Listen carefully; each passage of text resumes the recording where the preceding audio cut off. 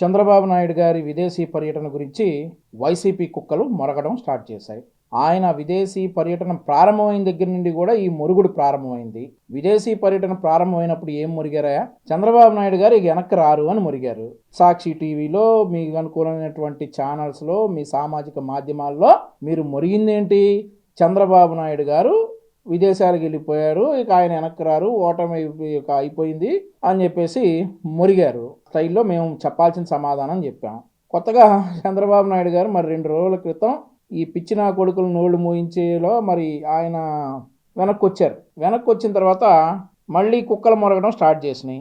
జోగి రమేష్ అనేటటువంటి ఒక కుక్క ఎక్స్పైరీ డేట్ అయిపోయినా కానీ ఇంకా బతికే ఉన్నాడు. ఎందుకంటే సెప్టెంబర్ 17, 2021 ఈడు చంద్రబాబు నాయుడు గారి ఇంటి మీదకి వచ్చాడు. ఈయన్ని మేము ఆపబట్టి, అక్కడ ఉన్నటువంటి ప్రత్యక్ష సాక్షులం, నేను, పట్టాభి గారు, బుద్దా వెంకన్న గారు, డూండి రాకేష్ గారు, అలా చాలామంది ఆపబట్టి, మేము అక్కడికి వెళ్ళినటువంటి మేము ఈయన్ని ఆపబట్టి ఈడు మా బ్లాక్ కమాండోస్ చేతిలో బతికిపోయాడు. ఈయన్ని గనక మేము ఆ రోజు వదిలేసి ఉంటే, సరే పోరా ఎక్కడికి వెళ్తామని వదిలేసి ఉంటే ఎన్ఎస్జీ కమాండోస్ ఈయన్ని పీసులుగా కాల్చి పారదుబ్బుండేవాళ్ళు. ఈ పాటికి ఈడు సచ్చి 2 సంవత్సరాలు అయ్యేది. ఈడింకా బతికుండి ఈరోజు వచ్చి చంద్రబాబు నాయుడు గారి విదేశీ పర్యటన గురించి మురుగుతా ఉన్నాడు.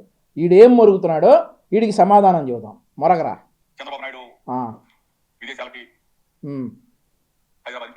అవునరా, హైదరాబాద్ నుంచే బయలుదేరాడు.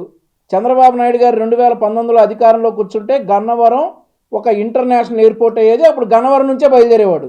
ఈ సొంత అధికారంలోకి వచ్చాడు కాబట్టి ఉన్న 4 ఇంటర్నేషనల్ విమానాలు కూడా ఎగిరిపోయినాయి. కాబట్టి గన్నవరం నుంచి కాకుండా ఆంధ్రప్రదేశ్ నుంచి ఎవడు విదేశాలు వెళ్ళాలన్నా కానీ హైదరాబాద్ వాడి సంకో, బెంగళూరు వాడి సంకో, చెన్నై వాడి సంకో నాకాల్సి వస్తుంది. ఈ సొంత అధికారంలోకి రాకపోతే గన్నవరం విమానాశ్రయం అభివృద్ధి చెంది అందరూ కూడా గన్నవరం నుండే విదేశాలకు వెళ్ళేవాళ్ళు. ఎవడైనా హైదరాబాద్ నుంచి వెళ్ళాల్సి వస్తుంది. నీకంటే ప్రజల దగ్గర దొబ్బేసిన డబ్బు ఉంది కాబట్టి నీకు ప్రత్యేక విమానాలు గన్నవరం వస్తే అవసరమైతే నీ ఇంటికి కూడా విమానాశ్రయం రన్వే వేయించుకుని ఇంటికి కూడా తెచ్చుకుంటావు. నీ వల్ల అయ్యిద్ది అది. సాధారణ ప్రజలు చంద్రబాబు నాయుడు గారు హైదరాబాద్ నుండే వెళ్తారు. మరి గన్నవరం నుంచి లేదు కదా విమానాశ్రయం, అంతర్జాతీయ విమానాశ్రయం. మీరు వచ్చి నాకు ఎత్తిపోరదొబ్బారు కదా.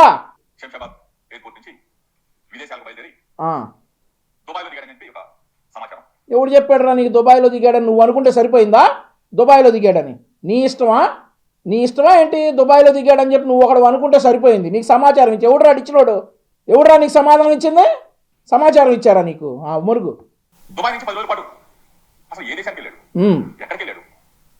ఒక పేపర్లోనేమో, ఒక ఎల్లో మీడియా పత్రికలోనేమో వైద్య పరీక్ష కోసం చంద్రబాబు నాయుడు విదేశాలకు వెళ్ళాడు. ఒక ఎల్లో మీడియాలోనేమో ఎన్నికల్లో తలమరకలైపోయాడు, సేవ తీసుకోవడం కోసం, విశ్రాంతి కోసం విదేశాలకు వెళ్ళాడని చెప్పేసి ఒక ఎల్లో మీడియాలో. ఇలా చూస్తే ఆ పేపర్లో రాతారేమో చంద్రబాబు నాయుడు పలానా దేశంలో విశ్రాంతి తీసుకోవడానికి పోయాడు, పలానా దేశంలో ఉన్నాడు, పలానా దేశంలో వైద్య పరీక్షలు చేసుకున్నాడు, లేదా పలానా దేశంలో విశ్రాంతి తీసుకున్నాడు అని చెప్పి అది లేదు. సరే, చంద్రబాబు నాయుడు తిరిగి వచ్చాడు. ఎక్కడి నుంచి వచ్చాడు? పలానా చోట నుంచి వస్తున్నాడు చంద్రబాబు నాయుడు, అది లేదు. శంషాబాద్ ఎయిర్పోర్ట్ లో చంద్రబాబు నాయుడు దిగుతున్నాడు. ఏంటి ఇంత రహస్యం? ఇంత గోప్యంగా ఉంచవలసిన అవసరం ఏంటి అని చెప్పుకుంటాం? నీకు చెప్పాల్సిన అవసరం ఏంట్రా? మేము ఎక్కడికి వెళ్ళామో నీకు చెప్పాల్సిన అవసరం ఏంటి? నీకు కాదు కదా, ప్రపంచంలో ఎవరికి చెప్పాల్సిన అవసరం ఆయనకి లేదు. ఆయన వ్యక్తిగతంగా వెళ్ళారు, ఆయన ఇష్టం. నీకు చెప్పాల్సిన అవసరం ఏంటి? ఆయన ఎక్కడికి వెళ్ళారో ఆయన ఇష్టం. ఆయన ఇష్టం వచ్చిన చోటకి వెళ్తారు. నీకు చెప్పాలా? నీకు చెప్పెళ్ళాలా? నీకు చెప్పాల్సిన అవసరం లేదు జోగి. నువ్వు ఓవర్ ఫీల్ అయిపోవద్దు. నీకే కాదు, ఎవ్వడికి చెప్పాల్సిన అవసరం లేదు. ఆయన ఇష్టం. ఆయన ఇష్టం వచ్చిన చోటకి వెళ్తారు. అవసరమైతే చంద్రమండలానికి కూడా వెళ్తారు. ఆయన ఇష్టం. అది నీకెందుకు చెప్పాలి?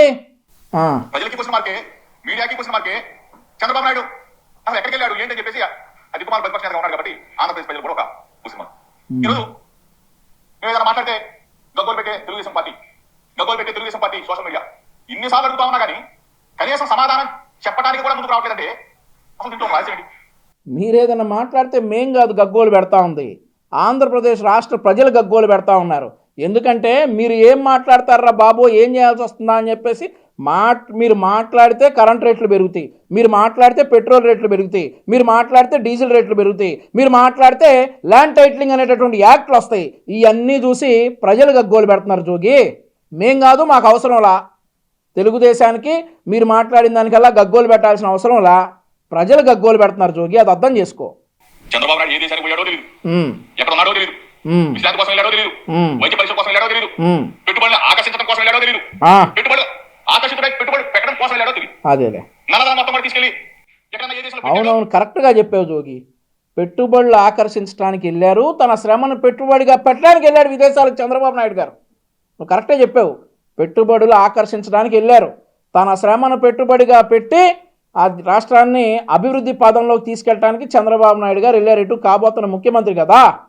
దోచుకున్న డబ్బంతా తీసుకెళ్ళి ఏ దేశంలో ఉన్న దాచాడో అది అరే రే రే రే నాయనా, దోచుకున్న డబ్బు తీసుకెళ్లి దాచడానికి స్పెషల్ ఫ్లైట్లు వేసుకెళ్తారు.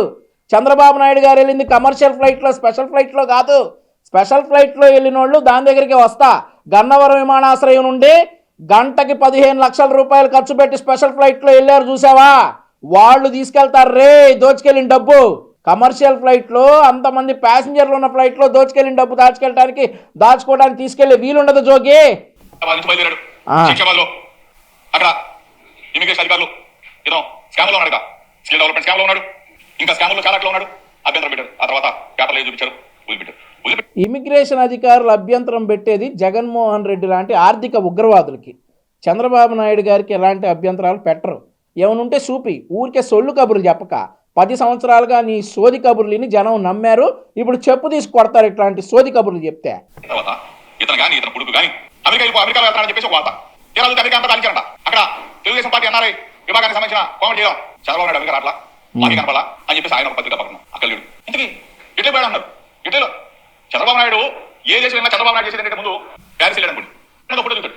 అప్పుడు ఆ ట్విన్ హౌస్ ముందు ఫోటో దిగుతాడు. చంద్రబాబు నాయుడుకి ఇంత మీడియా అంటే ప్రచార పిచ్చి ఉన్న చంద్రబాబు నాయుడు అండమాన్ పోతే అండమాన్లో సముద్రం తీసుకొచ్చి ఎందుకు ఇంత దాపకం, ఎందుకు ఇంత దాచుకుంటా ఉన్నారు? దీని మీద చెప్పాల్సిన బాధ్యత మీకు ఉంది కదా. ఎందుకుందరా మాకెందుకుందరా బాధ్యత? మేమెవరికి చెప్పాలి? మేము చెప్పాల్సిన అవసరం మాకు లేదు. మేము ఎవరికి జవాబుదారీ కాదు. మా ఇష్టం. ఏ దేశానికైనా చంద్రబాబు నాయుడు గారు వెళ్ళదలుచుకుంటే ఆయన వెళ్తారు. ఆయన ప్రజాసేవలో మునిగి ఉన్నారు, ప్రజలకు సేవ చేశారు, విశ్రాంతి దొరికింది. ఆయన ఇష్టం వచ్చిన దేశానికి ఆయన వెళ్తారు. నువ్వెవడురా? నీకెందుకు చెప్పాలి? ప్రజలు ఎవరన్నా అడిగితే చెప్తాడేమో ఆయన. నువ్వెవడు గొట్టాంగడివి నీ చెప్పటానికి? చెప్పు. అడుగుతా ఉన్నామే, ఏ దేశం పోయావు, ఎక్కడ ఉన్నావు, ఏం చేశావు? బాధ్యత గల ప్రతిపక్ష పార్టీకి అంటే తెలుగుదేశం పార్టీ అధ్యక్షుడు బాధ్యత గల ప్రతిపక్ష నేత కాబట్టి బాధ్యత గల ప్రతిపక్ష నేతగా మీరు చేసేటటువంటి లుచ్చా పనులన్నీ నిలదీశాడు. మీరు చేసేటటువంటి ప్రజా వ్యతిరేక విధానాలన్నీ ప్రజల్లోకి తీసుకెళ్లాడు. మీ నడ్డి విరగొట్టాడు. ఇంకో 3 రోజుల్లో బాధ్యత గల ప్రతిపక్ష నేత నుండి ముఖ్యమంత్రిగా ప్రజల దీవెనలతో రాబోతా ఉన్నాడు. బాధ్యత గల ప్రతిపక్ష నేత పని అది. బాధ్యత గల ప్రతిపక్ష నేత సెలవుల్లో, అది కూడా ఆయన దొరికినటువంటి విశ్రాంతి సమయంలో ఆయనకి ఇష్టం వచ్చిన చోటకి ఆయన వెళ్ళొచ్చు. నీలాగా నీకు చెప్పి వెళ్ళాల్సిన పనేలే. ఇంటెలిజెన్స్ అధికారులు చెప్పరు. అతను పిఎస్ రాజగోపాల్ ఎవరు అతను మాత్రం చంద్రబాబు నాయుడు శంషాబాద్ ఎయిర్పోర్ట్ దిగుతాడు. చంద్రబాబు నాయుడు శంషాబాద్ ఎయిర్పోర్ట్ ఎక్కుతాడు. అవును, ఎవరైనా అదే చెబుతాడు. ఎక్కడి నుంచి వస్తున్నాడు? అదే మేము ఉన్నాం, మళ్ళీ ఉన్నాడు. రైట్ పాయింట్ పెట్టు.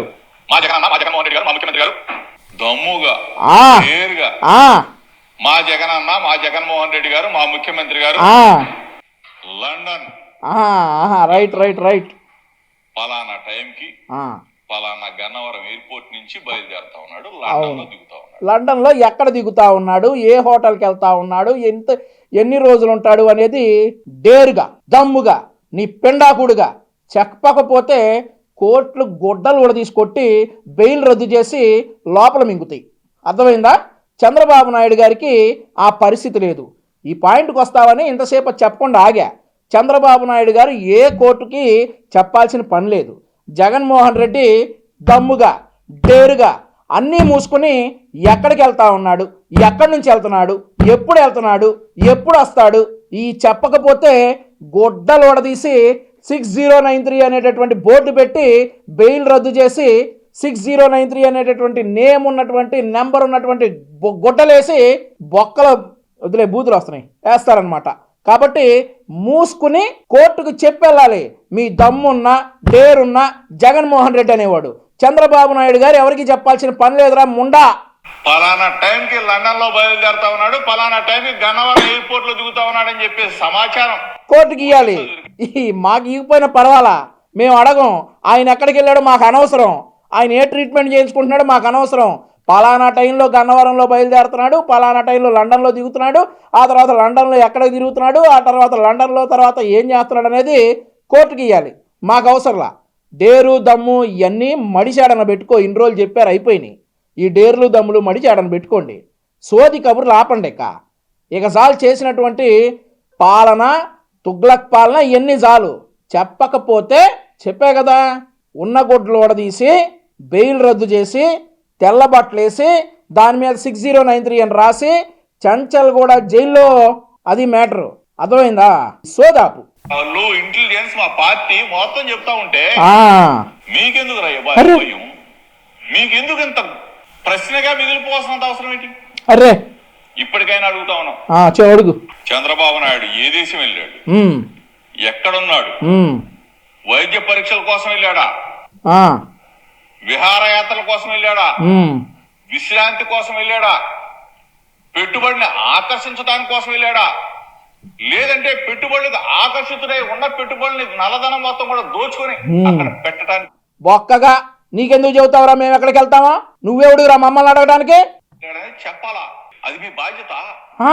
మా బాధ్యత ఇంట్లో పెళ్ళాం పిల్లలకి చెబితే చాలా. ఆయన కోర్టులో చెప్పాల్సిన బాధ్యత మాపై లే. ఇంట్లో ఆయన భార్యకి, ఆయన పిల్లలకి చెబితే చాలు.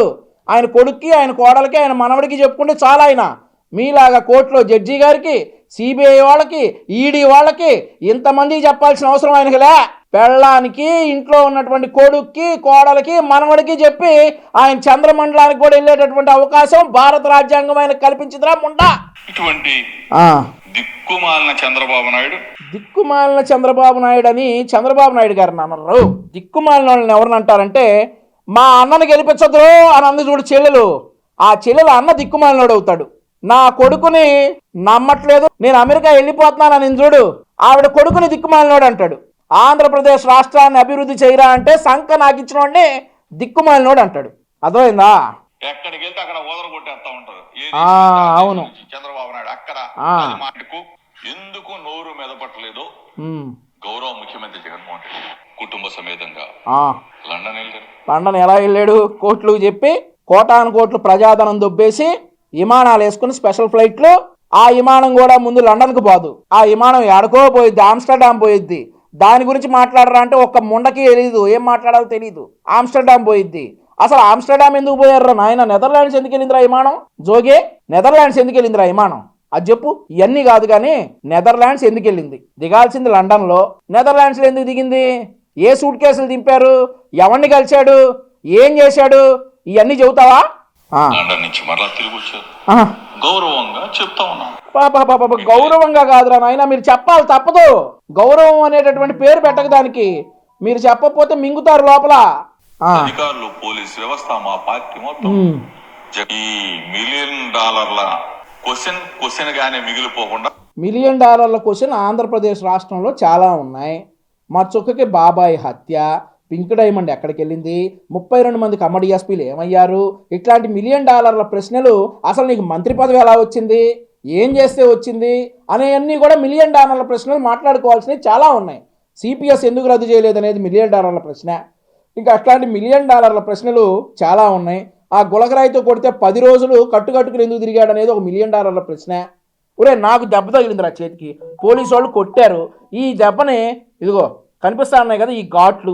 జగన్మోహన్ రెడ్డి మొహం మీద ఎక్కడ చూద్దామన్నా కానీ ఒక్క మచ్చ కూడా లేదేంది జోగి రమేష్? నాటకం ఆడారా? అది $1 మిలియన్ ప్రశ్న. ఆ మచ్చ ఎక్కడికి వెళ్ళింది అనేది $1 మిలియన్ ప్రశ్న. ఇదిగో మా మచ్చ మాత్రం ఇక్కడే ఉంది. జగన్మోహన్ రెడ్డి గులకరాయి తగిలింది కదా పాపం, 10 రోజులు కట్టుకునేంత గులకరాయి తగిలింది కదా, ఆ మచ్చ ఎక్కడికి వెళ్ళింది అనేది దాన్ని అంటారు $1 మిలియన్ ప్రశ్న అని. వీటిని అనరు. ఈయన ఎవరికి చెప్పాల్సిన పనులే. ఇంకేమంటావు? చంద్రబాబు నాయుడు ఇవాళైనా కానీ నేను పలానా చోట పోయాను, చోట ఉన్నాను. ఇవాళ కాదురా నువ్వు సస్తానని బెదిరించినా, నువ్వు ఇదిగో చంద్రబాబు నాయుడు గారు నువ్వు కనుక చెప్పకపోతే నేను ఆ చెట్టెక్కి దూకి చచ్చిపోతానని చెప్పినా కానీ ఆయన చెప్పాల్సిన అవసరం లేదు. ఆయన చెప్పడు. ఏం పీక్కుంటావు పీక్కో. రాష్ట్ర ప్రజలు కానీ మీడియా కానీ జరిగాయి అనేది. కాబట్టి ఇది చంద్రబాబు నాయుడు గారి గురించి మన రోగి రమేష్ ఏడుపు. చంద్రబాబు నాయుడు గారు ఎక్కడికి వెళ్ళారో చెప్పాల్సిన అవసరం ఆయన భార్యకి, ఆయన కొడుక్కి, కోడలికి, మనవడికి చెప్పుకుంటే చాలు.